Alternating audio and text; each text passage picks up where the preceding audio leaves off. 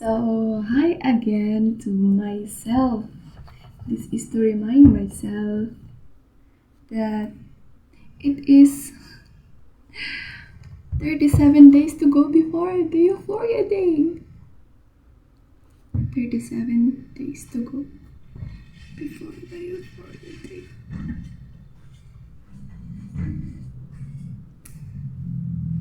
Okay. Fighting. Fighting.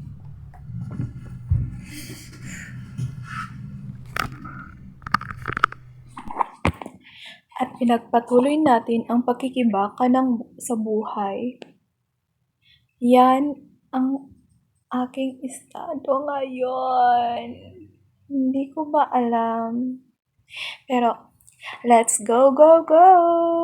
Ayan, 37 days to go before the Euphoria Day na. Diba?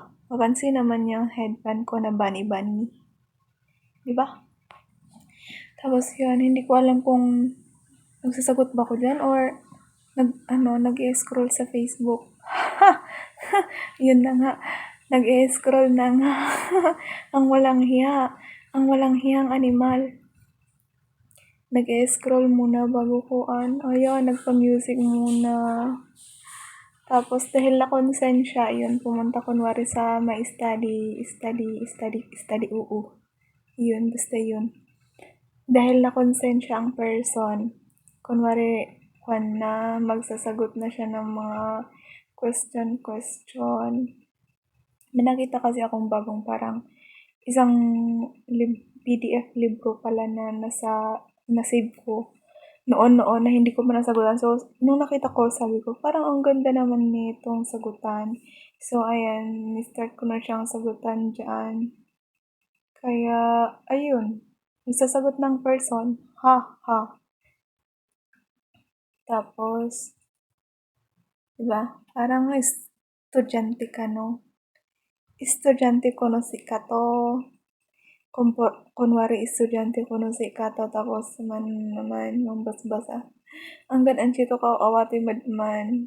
Anggan ang chito may to ka awati nung antoy question ba talaga. Iso nga naman check si Kato asan to bungat kaunin kamaligayam. Pero, ayan, bumalik ulit tayo sa pag-Facebook. Nag-scroll tayo after nating magsagot ng isa. Binibigyan ko ng bonus ang sarili ko pagkatapos ng isang question. Pero parang mas nag-overlap pa yung time na mag-Facebook kaysa sa magsagot.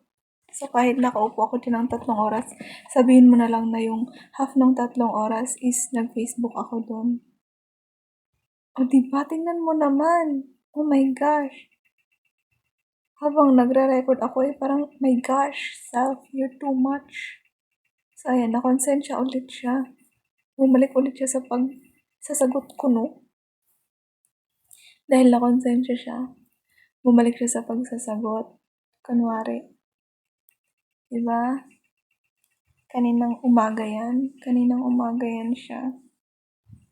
Yan ang nangyayari sa buhay. As usually, na-late akong gumising.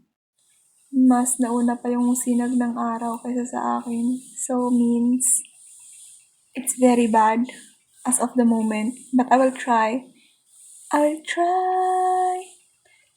At dahil nakonsensya nga ako, ayan, nagsasagot na ulit tayo. Scroll pa. Tapos nakonsensya ulit, bumalik na ulit magsagot. Ganun lang ba? Ano ba yan? My gosh, same problem. Poor concentration and analyzation. Yan ang problema ko. Kasi ba naman, ang hilig kong mag-daydreaming. Daydreaming na kasama ko siya sa dulo ng walang hanggan na nasa moon in back daw kami. Kaya wala akong naintindihan. Doon ako magaling. Kahit wala pa naman, shucks. Wala tayong jokers. And it's very good. Tapos pala, may nag-chat sa akin na isang guy. Kaso nga lang dahil lutang ang auntie nyo, hindi ako marunong makipaglandi mo na this season. Maganda sanang kaibiganin, kaso nga lang, ang antin yung ito, ay lutang talaga. I don't know how to hold a conversation. So sabi ko, okay, you came in the wrong time, in the wrong place. Papalagpasin kita kahit ang pogi mo. Yumigo. Ganon ang antin niyo, oh my gosh. Pero, sabagay, the right person will come on the right time and a right place. Pero sabi ko, my gosh, parang nawalan na akong pag-asa sa mga romantic na yan. Kahit anak lang sana, magpa-IVF. IVF! Yan. Ewan ko. Maghanap na lang ata ko ng donor ng magiging anak ko. Hindi natin kailangan ng lalaki. Paglaban natin. Chas. So, yan. Nagsagot ang babaitang ito na kunwari studious. Pero ang totoo walang pumapasok sa kanyang utak. Imagine that. Ano ba ang Imagine that. So, ayan. Nag-check ng activity. Kasi, alam niyo naman ang person. Hindi ako pumasok ng rationalization. So, humingi ako ng notes sa classmate ko para isend sa akin. Tapos, chinek ko.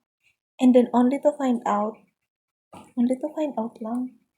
Kaya din naman, kaso nga lang may isang line of 5 ako. 55 out of 100. So, mag-isa lang siya. 60, naka 60 naman ako sa iba. Yun lang ang target ko sa buhay, maka 60 man lang. Oh my gosh, kailangan ba nating taasan? Sige, Garod, tataasan natin as days go by. At iyan, sagot-sagot, tapos mamayak-maya, social media. Hindi ko alam kung bakit hindi ko kaya man lang i-uninstall ang Facebook.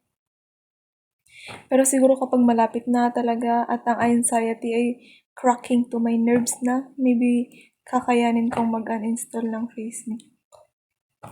Diba? Mag-goodbye muna tayo sa Facebook. Mag-cold muna tayo. Pero parang, let's see kung kakayanin. Ayan, nagsagot na nga ako. Pero, as usual, hindi ko talaga alam. Hindi ko talaga alam kung anong nangyayari at kung anong tinatanong. Kung ano tinatanong dyan. So, Emicals, ang babiitang to. So, ayan. Pakyungs. Diba? Ayan, trip ko lang mag-record ng mga ginagawa ko habang nagre-review for the Euphoria Day para naman may remembrance ako at masabi ko, ito ang pinagdaanan mo sa pakikibaka sa buhay na ito. At sana naman maganda ang magiging kakalabasan. Diba? Oo, sabihin mo. May pinaglalaban ka.